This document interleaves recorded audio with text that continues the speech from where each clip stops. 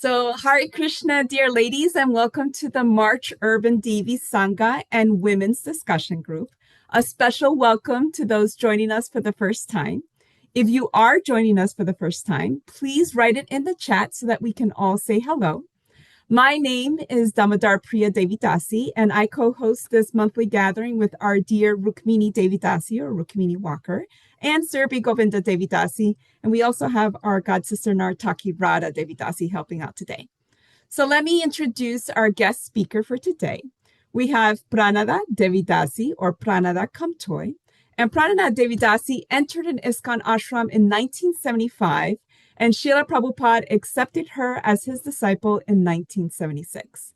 Her various services include distributing Srila Prabhupada's books, serving on the boards of Back to Godhead magazine, ISKCON Foundation, Sri Mayapur Project Development Committee, the Krishna Community Fund, the Alachua Learning Center, and many more projects. She spearheaded the building of the ISKCON Alachua Temple, which as an Alachua Temple person, I'm so grateful for. She launched and financed and edited Priti-laksanam, an international quarterly newsletter for intra-ISKCON dialogue about social issues. And along with Sudharma Devi Dasi, she began the Vaishnavi Ministry. And with Tamra Parni, she launched Krishna.com. So she's published the anthology of 30 writers titled The Emergence of Women's Voices in ISKCON, which is a written documentary of the experience of first-generation pioneer women of ISKCON. And she has also published 4 books, Wise Love, Bhakti Shakti, Prema Kirtan, and When Illness Takes Hold. So she's offering various sanghas, one-on-one mentoring, and has a weekly YouTube series called Exploring Bhakti. But today, dear Pranada will be speaking on Sri Radha, our divine dance guru. And she knows that many of us are attracted to the feminine divine. And she's going to help us learn about the goddess Radha and what is it about her? Like, we have so many questions. Where can we find more to read about her? How can we cultivate our personal relationship with her? What prayers and services are appropriate? So Pranada will help us explore this and many other questions to open our path to a personal relationship with Srimati Radharani. So thank you so much, Pranada. The floor is yours. You just have to turn on your microphone, Pranada, please. I forgot that you had muted me. Hare Krishna. Good to be with you all. Nice to see everyone. Hare Krishna. I'm going to say a quick prayer to my spiritual master and to all of you. Om Agyana Timirandasya Gyananjana Shalakaya Chakshur Unmilitam Yena Tasmai Shri Gurave Namaha Vanchakalpatrubhyascha Kripa Sindhu Bhyevacha Patitanam Pavanebhyo Vaishnavebhyo Namo Namaha. So today we get to talk about Sri Radha, who is our guru in the dance of divine love for God. And that's something that we require some guidance to be moving around our misconceptions, resistance, obstacles, desires, and other qualities that block our path.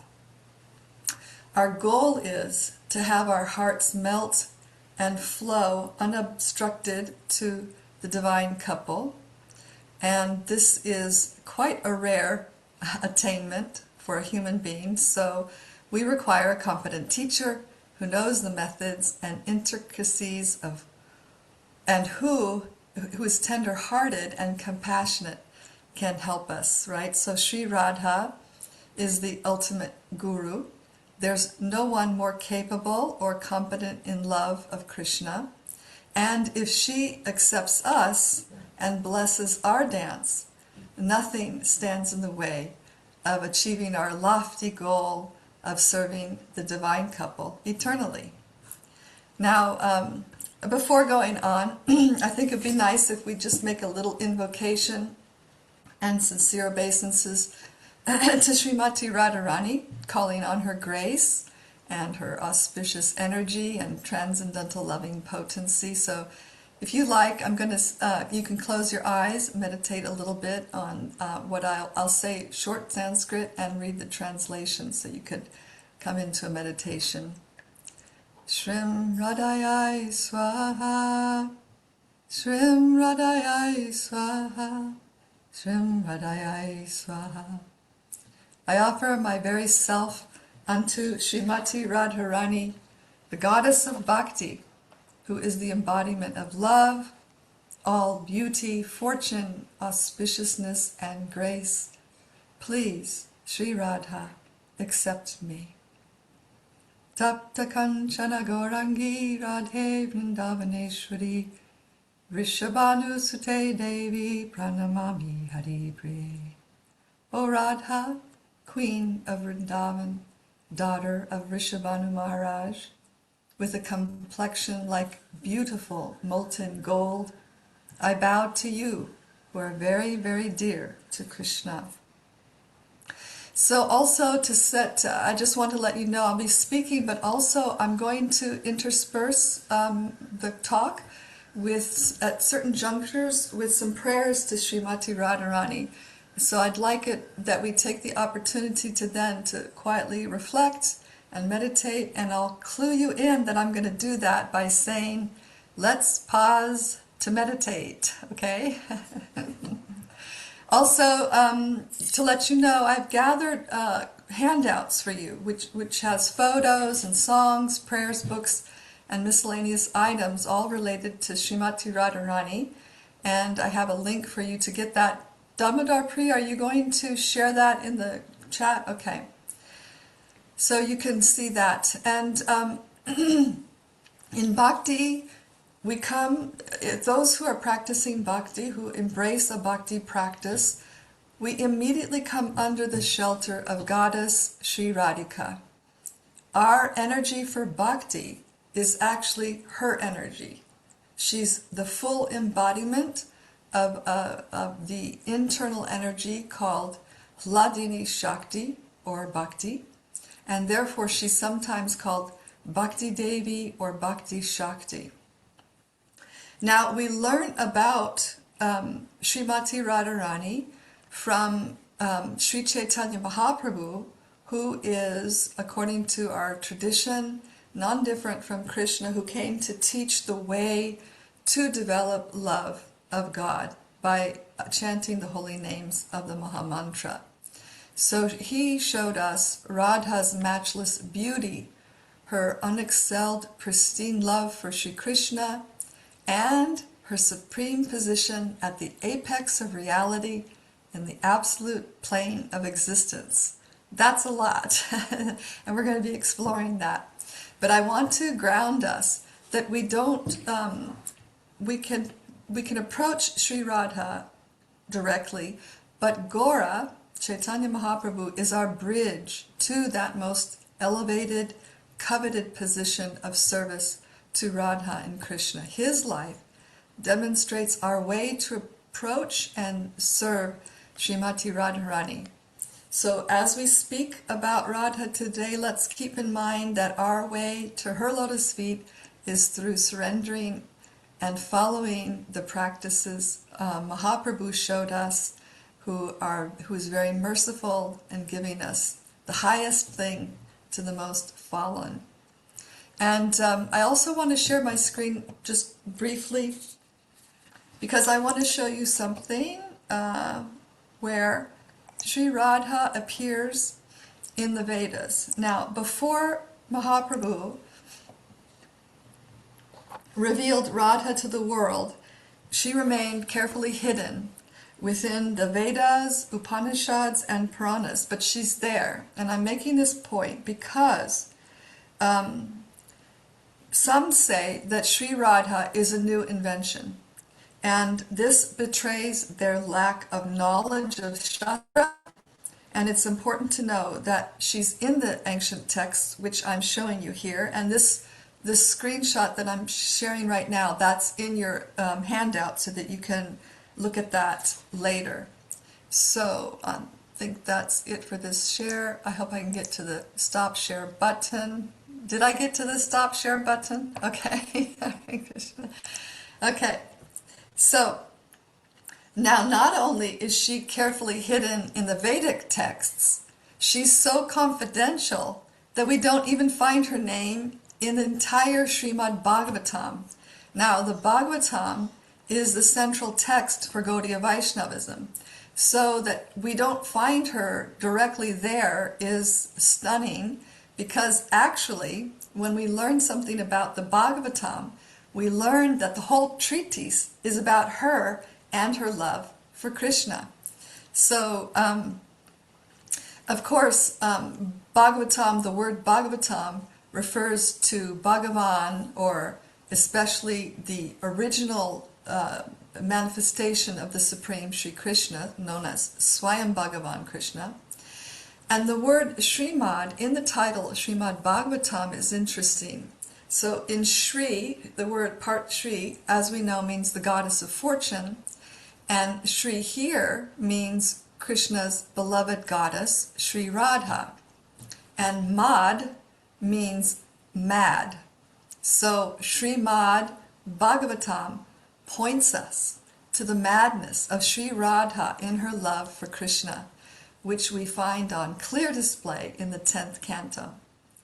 Now, Srila Prabhupada, my spiritual master's godbrother, whose name is B.R. Sridhar Goswami, says that out of feelings of reverence and with pure intention to protect her high honor from certain neophyte devotees misunderstanding her, where Shukadev, who spoke the Bhagavatam to Parikshit, there was many people there in the assembly, and not everyone was qualified to hear about Radha. So Shukadev, the speaker, didn't mention her name directly.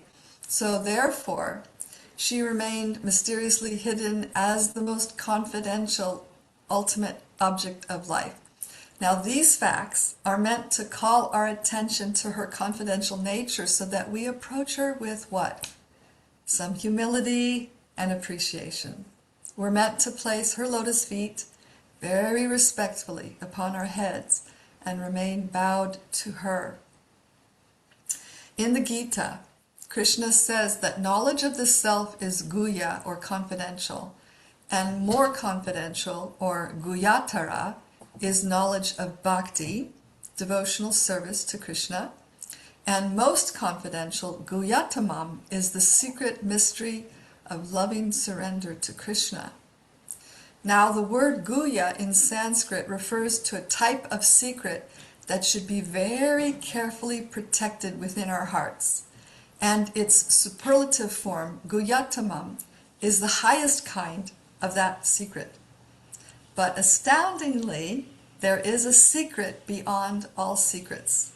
Although in Sanskrit there is no word beyond the superlative guyatamam, in the realm of spiritual feeling, speech bends to love. There is something beyond the superlative, and our acharyas call this ati guya, or exceedingly confidential, or the greatest mystery. That greatest mystery is Srimati Radharani, who is the very heart of Sri Krishna, the secret beyond all secrets. So, knowing her, we're introduced to the full manifestation of the most selfless, competent, sacred love of God, or Bhagavan. And the more we understand her unique position, the more we carefully bow with great reverence and adoration. We absolutely adore her. So I want to pause to meditate. Maybe we can close our eyes if we like. I'm going to read you a quote about Srimati Radharani. Let's meditate on her. Radharani is a beautiful crescent moon of nectar, born from the ocean of Rishabhanu's family.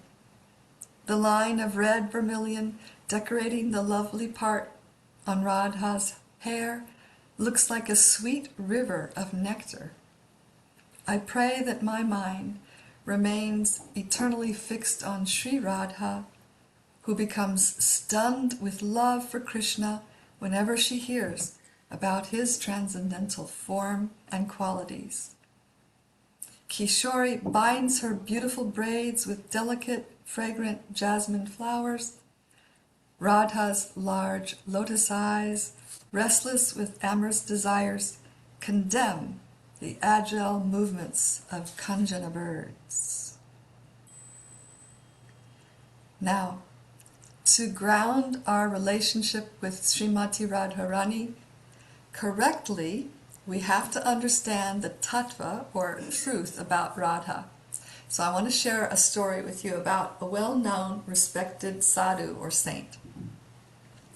Everyone, his katha or his talk was going to be about Srimati Radharani, so everyone excitedly came to hear him, and the first day of his talks he explained at length about Krishna's unique position among all the manifestations of the Supreme, and he glorified Krishna's excellences that no other expansion has, and those were his Venu Madhurya, or the intoxicating sound of his flute, and his Lila Madhurya, his transcendental play, his Rupa Madhurya, the unsurpassed beauty of his form, and the Prema Madhurya, the sweet love he exchanges with his devotees.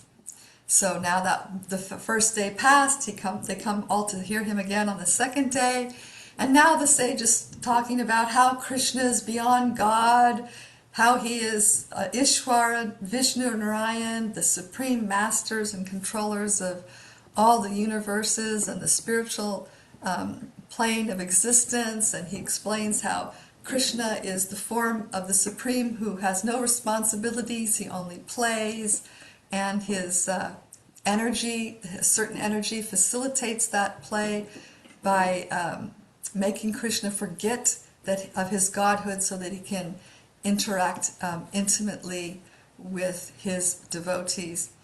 So now the audience is growing anxious. When is he going to speak about Srimati Radharani?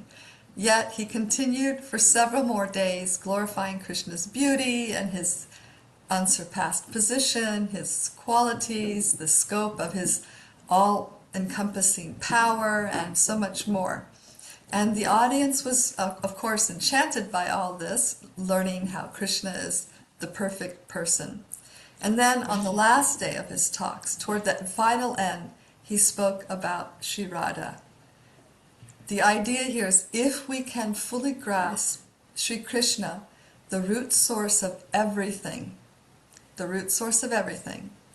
then we might gain a glimmer of understanding about Sri Radha. She is the extraordinary divine personality who has completely captivated and captured that Sri Krishna. So first establishing the truth of Krishna, the sadhu prepared the audience to grasp and fully appreciate the significance of Srimati Radharani. And it's Radha who ushers us into Krishna's service. So let's pause to meditate on another meditation of Srimati Radhika. This is from a text called Sangita Madhava. O mind, please meditate on youthful Kishori, who has stolen the passionate mind of Vrindavan Chandra Krishna.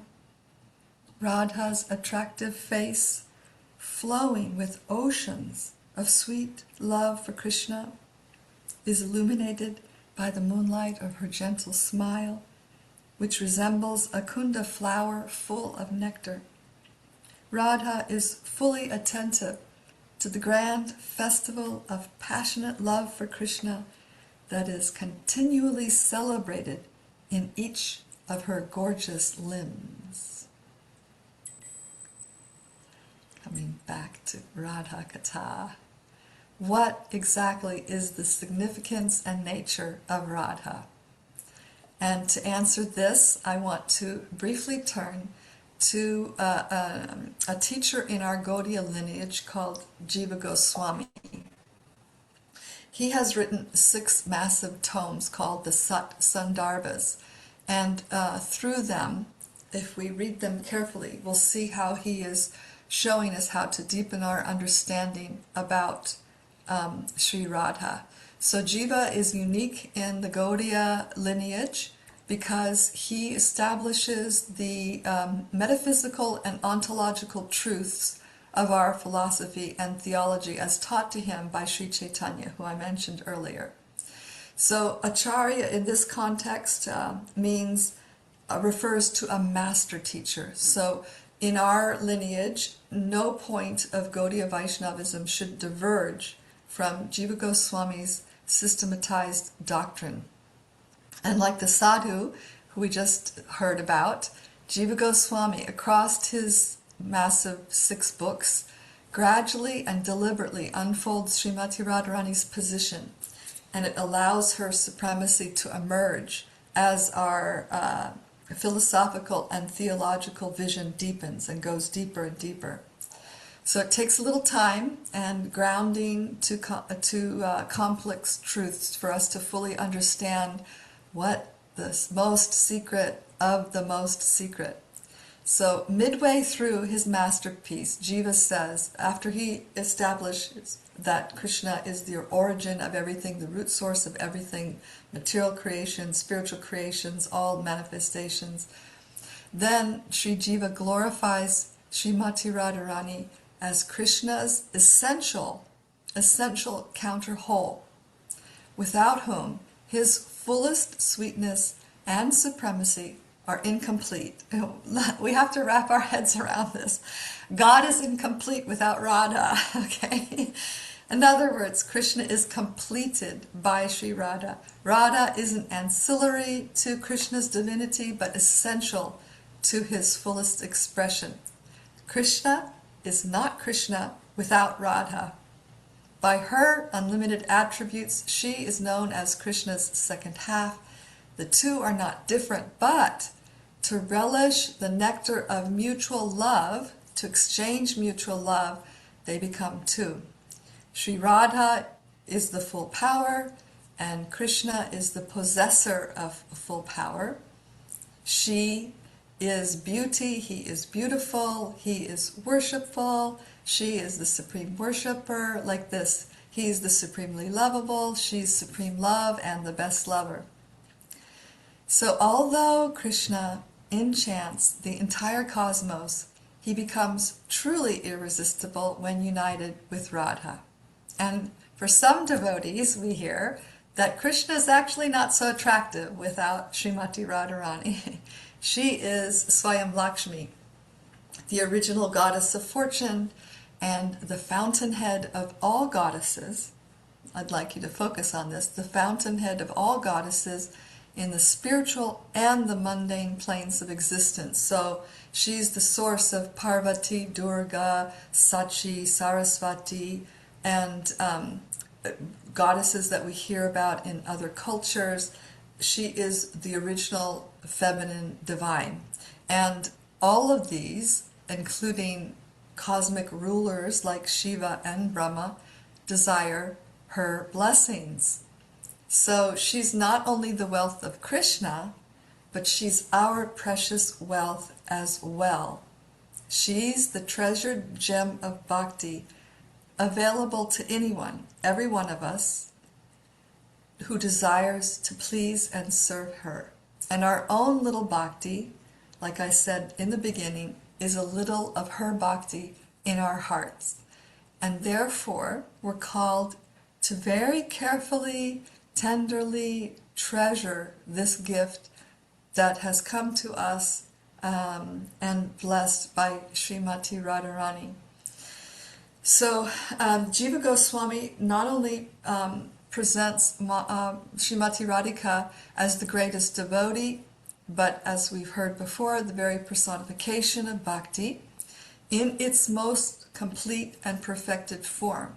So if we want to understand bhakti, if we want to understand what bhakti is, we should come to know who Radha is and understand that her manifestation of love is the kind of love, this selfless, self-forgetful, spontaneous love is the love that Radha shows us and is unrivaled among all devotees.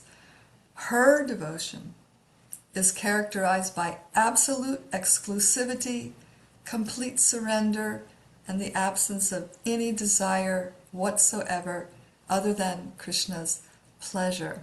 So, what we see when we learn about Srimati Radharani is that bhakti reaches perfection through her. Bhakti has the power to bind Krishna. In fact, Krishna says he places himself under the control of the devotees, right? And the complete power to bind Krishna is only manifest in Sri Radha. Now we've heard, maybe some of you heard the story of his mother, Krishna's mother, binding him with a rope to correct his behavior, but Srimati Radharani can bind Krishna. She doesn't need a rope. By a slight movement of her eyebrow, she completely controls Krishna.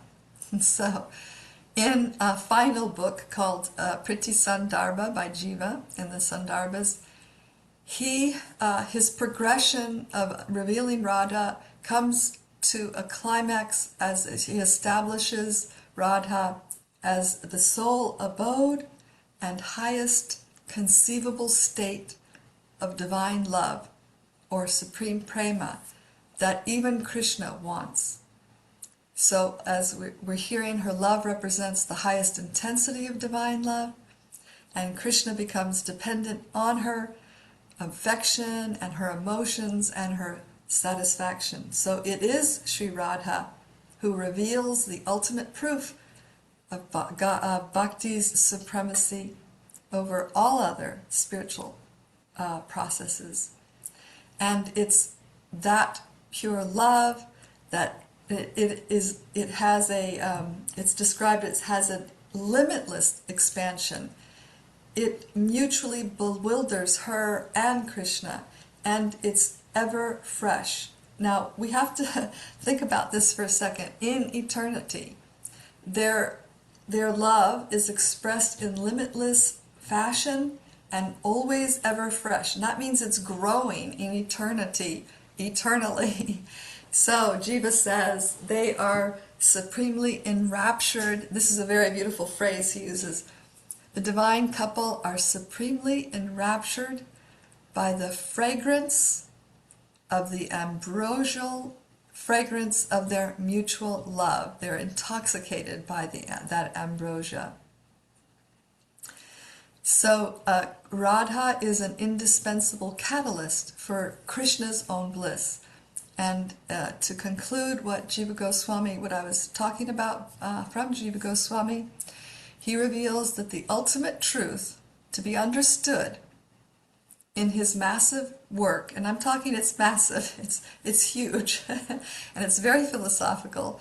He concludes that the ultimate truth that he's presenting is not merely Bhagavan Krishna, but that we are to understand that the full face of the Absolute is the divine feminine divine, and the masculine divine. The absolute truth is the divine dyad, Radha and Krishna. So now let's take a break. Let's pause to meditate on Radha, and this is from Govinda Lilamrita.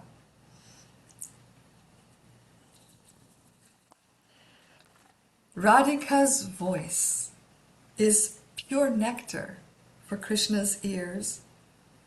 Every syllable Priyaji utters surpasses waves in an ocean of nectar. Her voice, filled with jokes, riddles, flavored with various emotional rasas, and displaying a host of literary ornaments, teaches the bees and cuckoos how to sing. From constantly meditating on Sham, unlimited black creepers have sprouted in Radha's mind. The creepers, sprinkled with the nectar of Radha's love, grew longer and longer, and finally appeared externally as Radha's lovely dark tresses. Her beautiful hair is her meditation on Krishna. So how can we possibly approach such a person as Sri Radha? As I said at the beginning, Sri Chaitanya Mahaprabhu and his brother Nitai are so merciful that they have invited us to serve and participate in the unsurpassable eternal love of Radha and Krishna. by how Mahaprabhu, as I said, in Gaudiya Vaishnavism, we understand him to be Krishna himself, coming in the mood of Radha, and he has shown us an easy way. So, a little esoteric, our lineage describes that Chaitanya came to this world not only to show us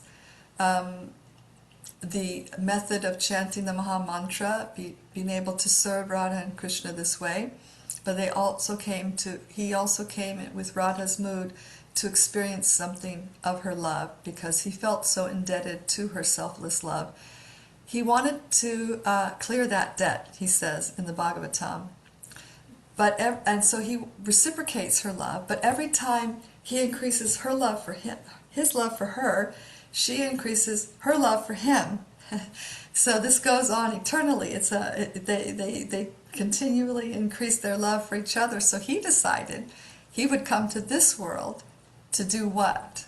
To increase our love for her, to bring attention to her, to glorify her, to what? Create those who might like to serve her. He wants to serve her. She increases her love for him, so he doesn't feel like he can dissolve the debt. So he's coming to us to bring us to her lotus feet to serve her. That's who we are. We are creations. We are eternal servants, as we've maybe heard about Gaudiya Vaishnavism. The soul is eternal servant of the root source, our source divine friend, Sri Krishna, and we're meant to give our very selves. So, as one whose all-powerful desire is fulfilled, Krishna must be successful in his attempt. So therefore, Sri Chaitanya Mahaprabhu, he will understand Radha's love, as I described, and repay his debt to her. And he accomplishes many things at once. So he brings the mood of Radha into this world to show us how we might serve her. And what does he do? He says that the best way to serve, the most perfect way to serve, and the best way to fulfill Krishna's desires and to serve Radha is to chant his holy names. He gave us the Hare Krishna Maha Mantra. It's simple, free process that takes us to the highest attainment. And Sri Radhika herself chants this mantra, and we understand that Hare in the Maha Mantra is Radha, Krishna is Krishna. So this is the sonic form of Radha and Krishna. Let's allow this to settle in a little bit, because it's esoteric and this is very important. Radha and Krishna are the mantra. They're not ordinary people. They are the divine dyad, the reality itself. They are the mantra. It's not that we chant the mantra and then, we're thinking about them. When we chant the mantra, Radha and Krishna are present. Now, Krishna is the root of all existence and the possessor of all energies, and Radha is his energies, the energetic source of all other energies. That means to say that everything rests in their palms. Everything is right there. So the creation of the multi-universes, the whole spiritual world, all the variegatedness of things and thoughts and emotions, all of it is their playground.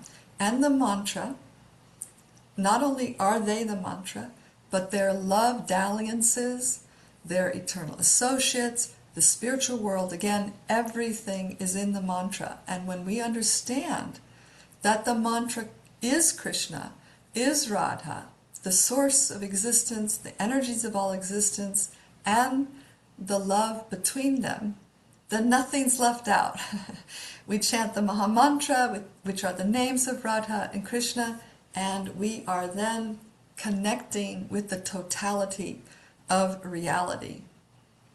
And the Maha Mantra is if we chant purely, is an unobstructed power, an unstoppable force, and that force is their mutual love, which Radha shows us how to follow her by selfless giving. So, we hear that Radha has no other desire than to serve and please her beloved Krishna. That is her greatest need and the reason for her existence. And because she's the most expert in love, she wants to use everything to serve Krishna. She wants to use everything at her disposal to serve Krishna. So, if we make ourselves available to her, she will use us. You see? We can be her instrument of service, and that's what she wants. So let's be perfectly clear, and please contemplate this.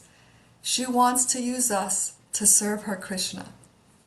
This nourishes her love for Krishna and simultaneously her love for us as well.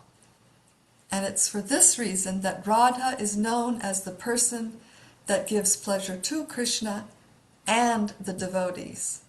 She gives pleasure to Krishna and to us by welcoming us into the land of divine love. So, let's pause to meditate. Let's take a break and meditate on her. Now, please prepare yourself this time to enter more fully into this picture. Ready? Krishna drops his flute and faints when he is struck by Radha's sidelong glances. The peacock feather falls from his turban, and his top yellow garment slips off. When will I sweetly serve such a Radhika? When will I sweetly serve such a Radhika? Now, we can serve her right now. How? By chanting the Mahamantra. It is direct seva. Focus on this. Chanting the Mahamantra is direct seva to Sri Radha and Krishna. Don't mistake the Mahamantra for simply meditation or clearing the chitta, and that real service begins when you end your morning meditation and you go about your day. No. Chanting the Mahamantra is the best service to the divine couple. And it took me many years to appreciate this, because we can have a misconception about the holy name and service, and this can make us indifferent to the holy name. That's not good. So let's consider just a few other things. In the eternal Leela, Radha and Krishna, and I also want you to meditate on what I'm saying here, because it's going to come to a point that's very important. In the eternal Leela, Radha and Krishna are oftentimes separated by force of circumstances. They can't become close. They can't have each other's association. And this is because their love is confidential and secret. So, it is imperative in the spiritual world, when the devotees see the divine couple suffering in separation, then they do anything they can to end the intense anguish that Krishna feels in separation from Radha, and Radha feels in separation from Krishna. Krishna is Radha's very life, and Radha is Krishna's very life. And when they are separated, their need to be united becomes so pressing that sometimes it appears that they're literally going to die. So this is a very urgent situation that regularly occurs, and therefore their associates become entirely and perfectly focused on overcoming all obstacles to unite them. This, uniting Radha and Krishna, is considered the high service, the high seva in the spiritual world. And if we want to serve and please Radha and Krishna, our focus will also be to unite them. How in the world could we possibly participate in that seva now? Astoundingly, we can do that before we go to the plane of spiritual existence by chanting the Maha Mantra. We're acting to unite them and serve their ambrosial love. Hare Krishna, Krishna Krishna, Hare Hare. Radhika revels in hearing the name of her beloved, and Krishna becomes stunned on hearing the sacred name of his darling Radha. So when we look at the mantra, we find Radha and Krishna are engaged in the dance of divine love. Therefore, as we chant their holy names, our chanting is seva in uniting them, and by this they invite us into their dance of divine love.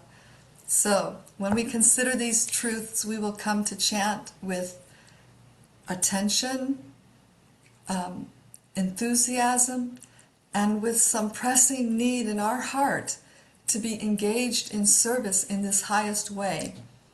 We might even humbly submit to Radha, asking her to grant us the privilege of chanting Krishna's name purely to please her, and beg Krishna to grant us the ability to chant Radha's name purely to please him. And the Maha Mantra is all-powerful, quickly takes us, when we chant purely, into love of God, when we completely embrace their protection and shelter. So, of course, we have to be here. Here we are, talking these very lofty things, but here we are in this world. We have to navigate past resistance and obstacles.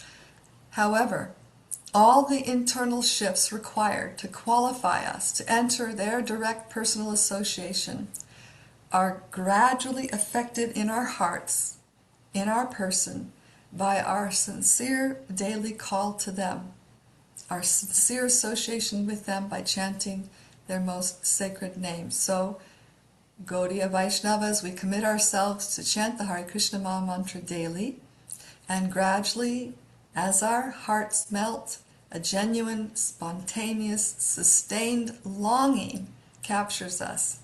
And when that longing reaches a fever's pitch, their longing to be with us brings them before us.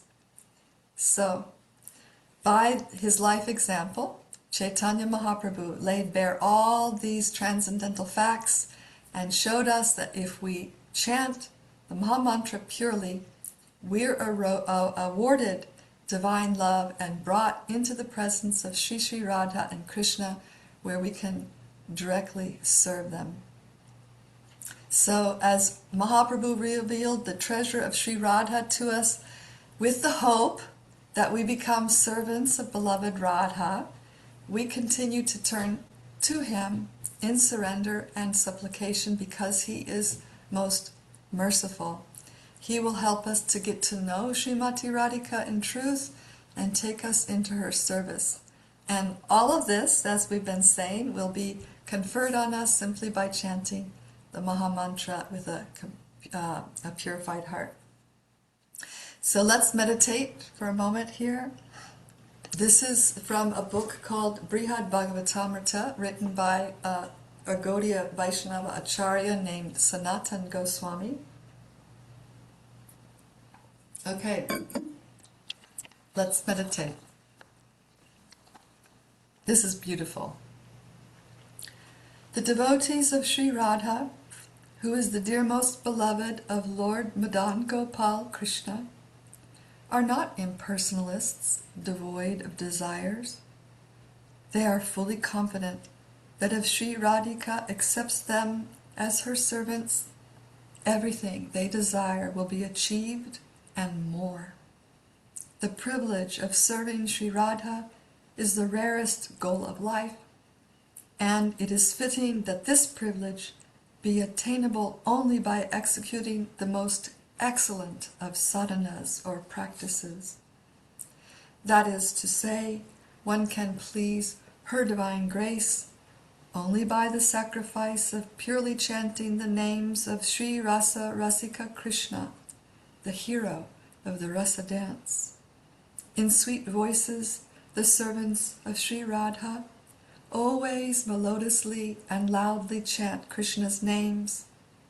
Such devotees are worthy to engage in such elevated service because their hearts are filled with the supreme variety of spontaneous ecstatic love for Krishna.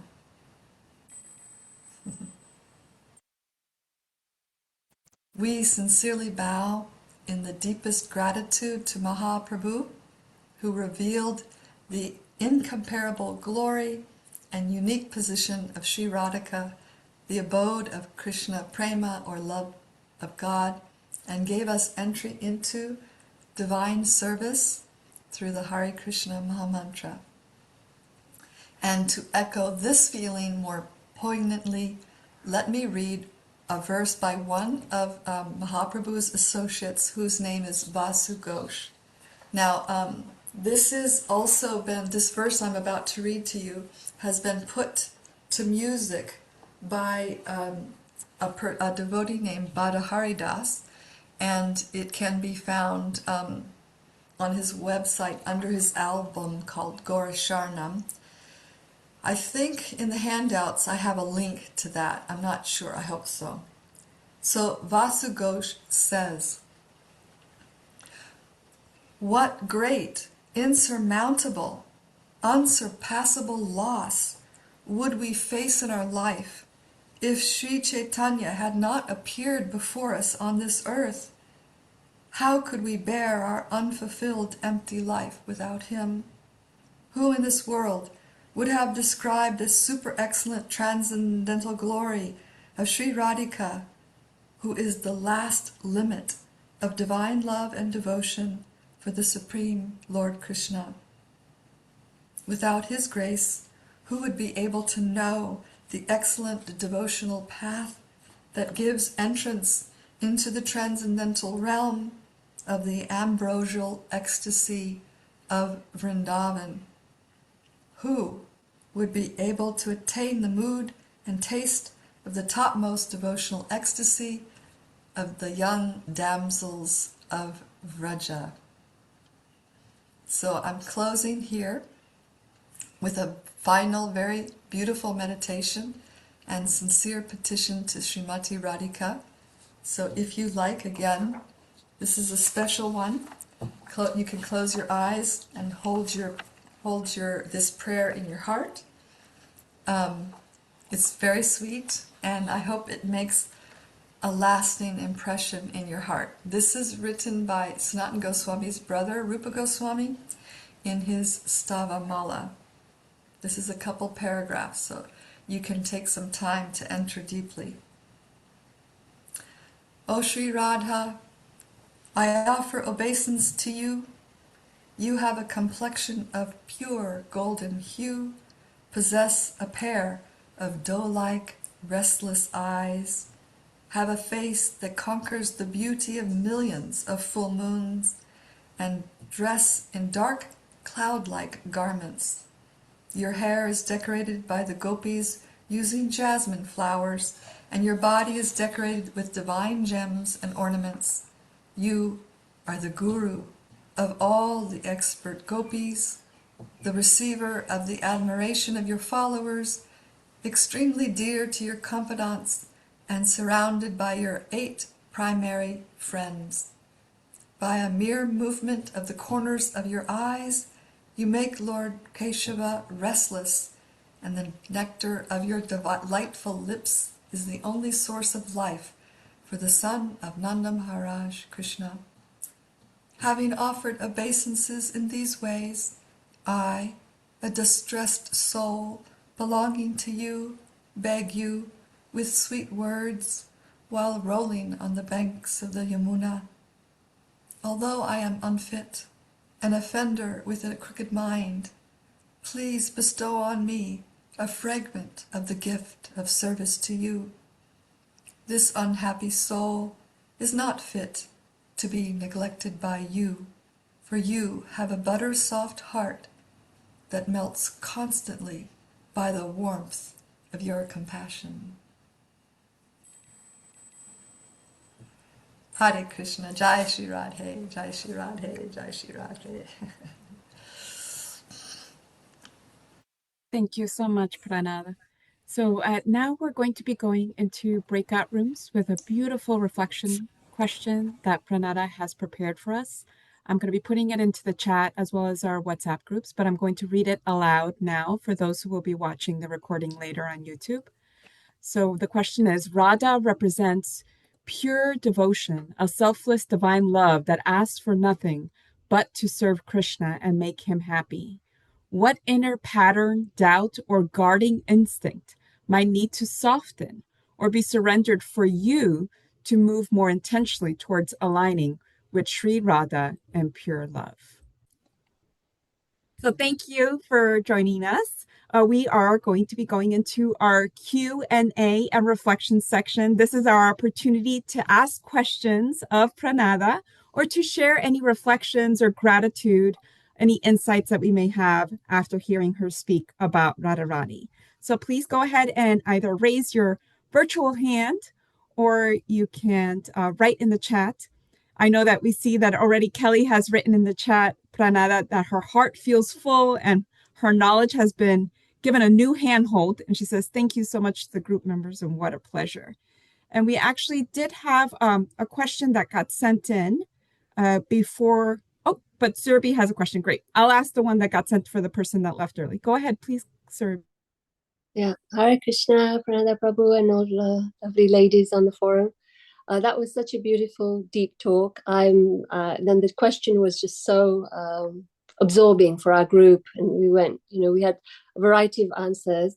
I'm interested in asking you the same question, with your insight. What might have been your blocks, or thoughts on that same question, Prabhu? On the breakout session? Yeah. Okay, well, I didn't think about it. I wrote the question.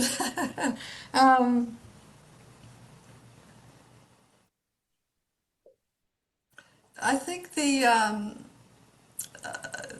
I think that the challenge is to really understand what it means to give one's very self to a relationship with Radha and Krishna, to Radha and Krishna in service. And I think it means different things for different individuals, but ultimately the high goal that we're seeking to realize is to give everything.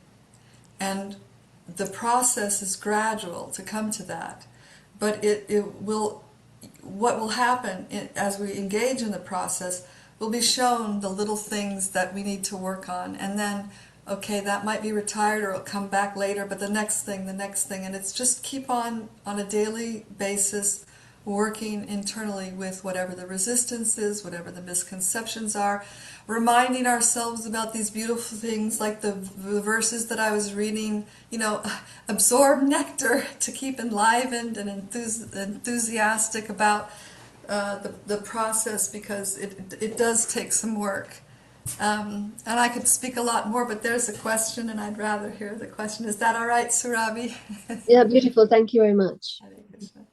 Yes, thank you. Please, Kelly, you can unmute yourself and share. You're muted. We cannot hear Good. you. I said the dumb stuff first. No, I didn't. Thank you so much. So grateful.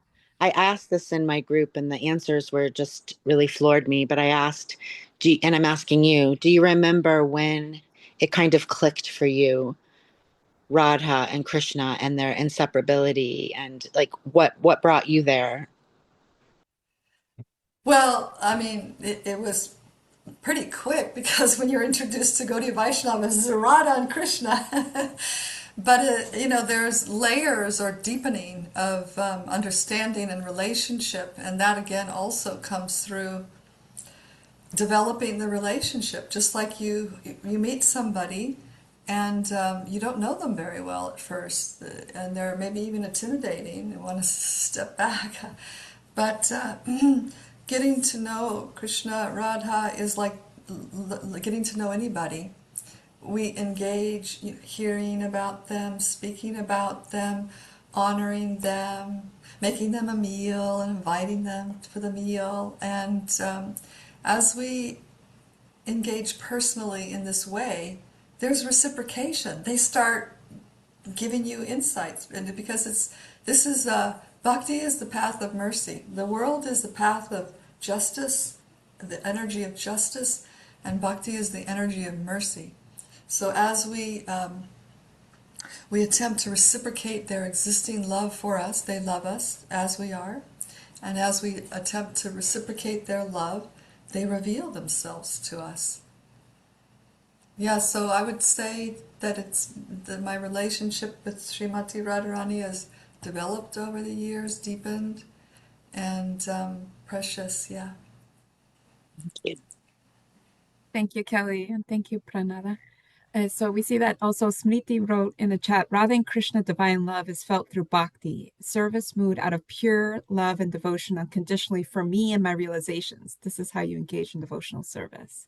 So that's beautiful. We're really getting some insights. So the question that we had received from someone who had to leave early, Pranada, was they come from a Catholic background and they were asking for a clarification in the relationship of Radharani to Mother Mary or to the Virgin Mary. They were just wondering if there was any connection at all, just because they have a personal relationship to her from their Catholic background and they just want to understand it fully. Thank you. Yeah, so I don't know, I'm not a scholar of Christianity. I've been studying Gaudiya Vaishnavism for a long time, so I don't know completely about Mother Mary's position within Christianity. I know she is the mother of Jesus, so we could see that as having parental love for a servant of God. And Radharani is in a different mood and position and relationship to God himself. But I think when we see this, the loving energy of the feminine presence, right? It's very nourishing and beautiful, and I would offer that she continue her loving relationship with Mother Mary, and there's room in our heart for many people, so you can also add Radha too. Thank you. Yes, I really appreciate that somebody asked that question because that is a part of my background as well as Catholicism, and I'm always like, I still want to keep Mother Mary in my life. How can you give up? Why How can not? you extract someone from your heart? That doesn't work very Exactly. well.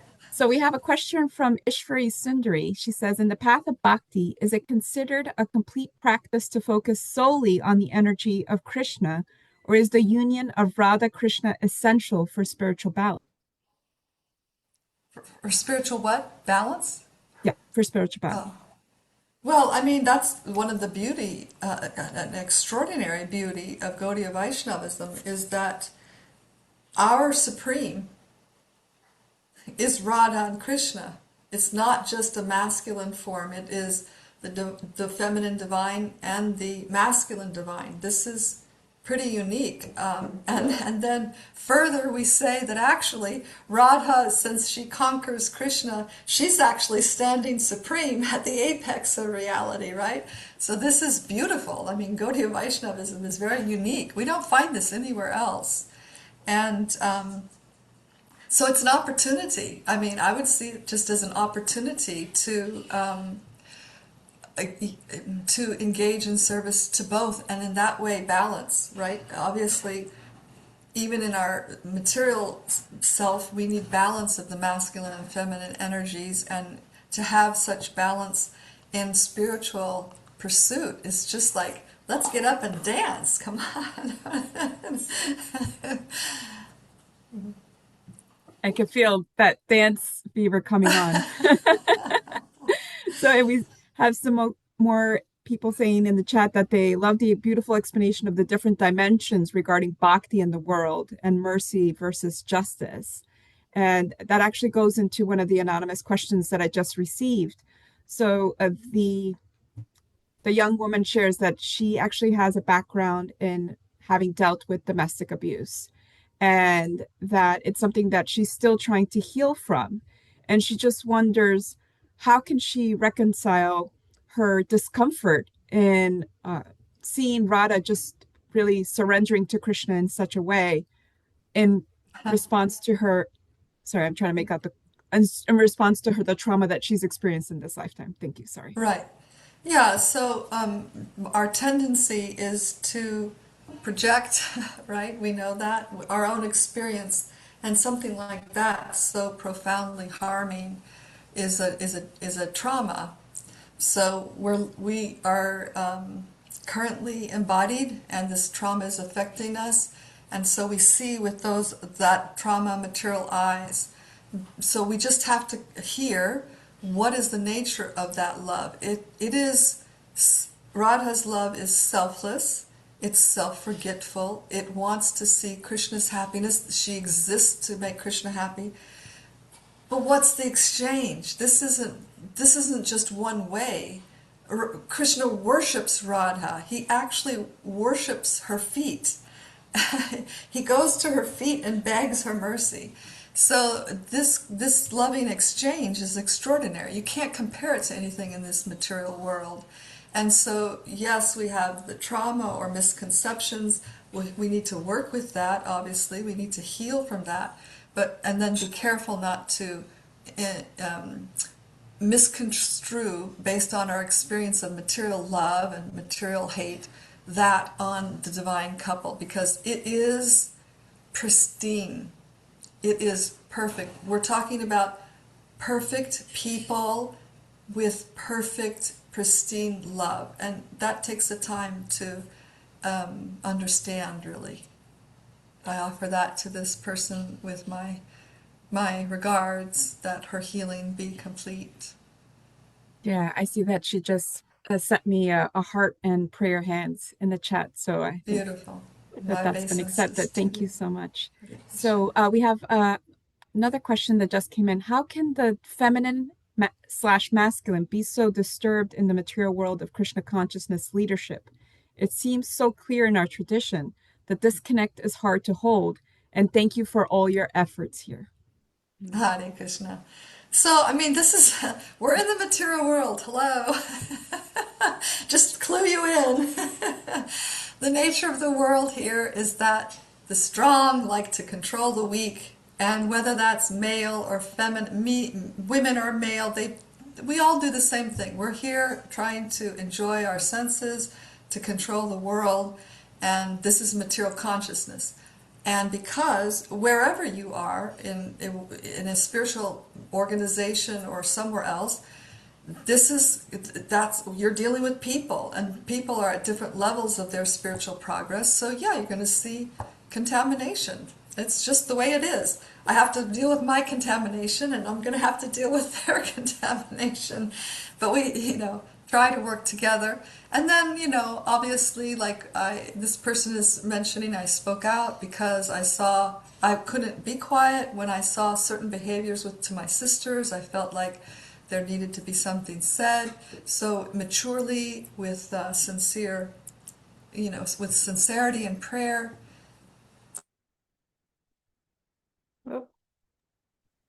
She was so overcome that she lost her connection.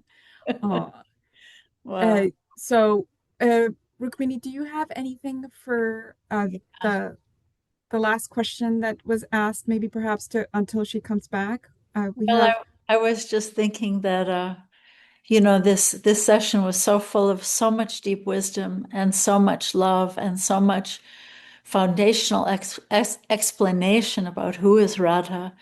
And here we are in this hospital of the material world. And we can't expect that when we're in a hospital, even if we're trying to get better, that that everyone's going to be acting in healthy ways, not acting out in unhealthy ways. So Srila Prabhupada said that our love for him would be demonstrated by how we cooperate together. So I think try to find ways to help people be their best selves, and help me be my best self, and let's try to come together as our best selves. And I'm so grateful to Pranada for always speaking up.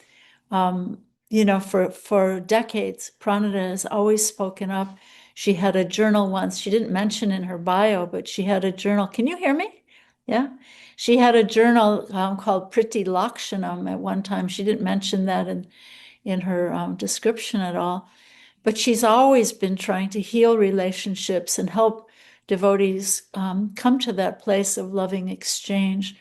And sometimes people don't want to hear how to change and come to a better place of exchanging and loving relationships. Personally, I'm so grateful to her for everything she's doing, everything she's done in the past. And I'm going to listen to this recording again and again and again. I think it was so rich with so much prayer and so much foundational knowledge of, as we say, use the word tattva, the truth about Radha and who she is and relationship to Krishna. I was in Vrindavan recently, and I was going over to the beautiful, my favorite Radharaman temple, and there was a whole Sankirtan party of people chanting on the street there, chanting Radha, Radha, Radha, Radha. And I was thinking, wow, this is beautiful. But you know what? Radharani likes to hear the name Krishna. So isn't it beautiful that, as Pranada said repeatedly, the Hare Krishna mantra is so beautifully perfect because it has the name of Krishna for Radha to hear. It has the name of Radha for Krishna to hear. And you know, Krishna's also so self-forgetful in his love. He drops his flute. He gets so overwhelmed by loving Radha that he forgets himself. He forgets that he's God. And he drops his flute, and how beautiful, you know, what a beautiful path of grace. So thank you all for being here. I wanted to tell you, for someone who wants to hear more about the dysfunction and recovery from dysfunction in our lives, well, we have the next session for you. Please mark your calendar, Sunday, April 26th. Nancy Rothman, who is a very senior sponsor in AA, she's going to talk about how to heal from all that. She's going to talk about recovery from our past, introduction to adult children of alcoholics and dysfunctional families. And here's her little description. Growing up in a family that is dysfunctional due to alcoholism, and ISKCON's a family too, right? Okay. Dysfunctional due to alcoholism, drug addiction, mental illness, abuse, or even neglect can leave scars that affect us for our entire lives.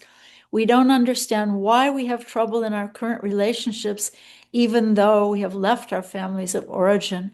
The traits of an adult child and the program of recovery will be discussed. So this today was very, very high, and we'll come down to the base level in our next session. So thank you all for joining us. What a great delight to have you with us. Thank you, thank you, and thank you. And Jai Sri Radha and Jai Sri Krishna. And Jai to all of you beautiful Devis. Hari Bol, Hare Krishna. Haribo.